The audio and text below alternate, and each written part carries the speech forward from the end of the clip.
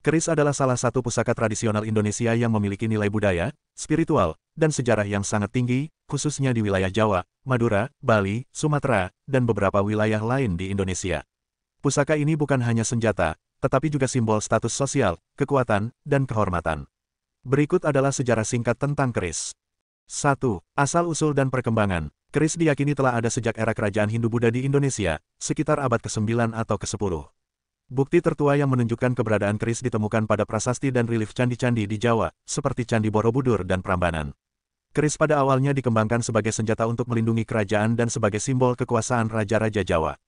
2. Fungsi sosial dan spiritual. Selain sebagai senjata, keris memiliki fungsi spiritual yang erat kaitannya dengan kepercayaan lokal. Banyak orang Jawa percaya bahwa keris memiliki kekuatan magis yang bisa membawa keberuntungan, melindungi pemiliknya dari bahaya, dan bahkan mendatangkan kesialan jika tidak dirawat dengan benar. Keris sering digunakan dalam upacara adat dan keagamaan, serta diwariskan dari generasi ke generasi sebagai pusaka keluarga. 3. Bagian-bagian keris. Keris terdiri dari beberapa bagian yang memiliki makna simbolis. Bilahan, bila keris sering kali dihiasi dengan lekukan atau luk yang dipercaya memiliki makna spiritual.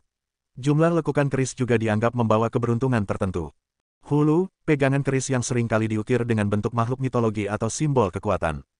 Warangka, sarung keris yang sering terbuat dari kayu atau bahan lain yang berharga, yang melindungi bilah keris dan sekaligus melambangkan status pemiliknya.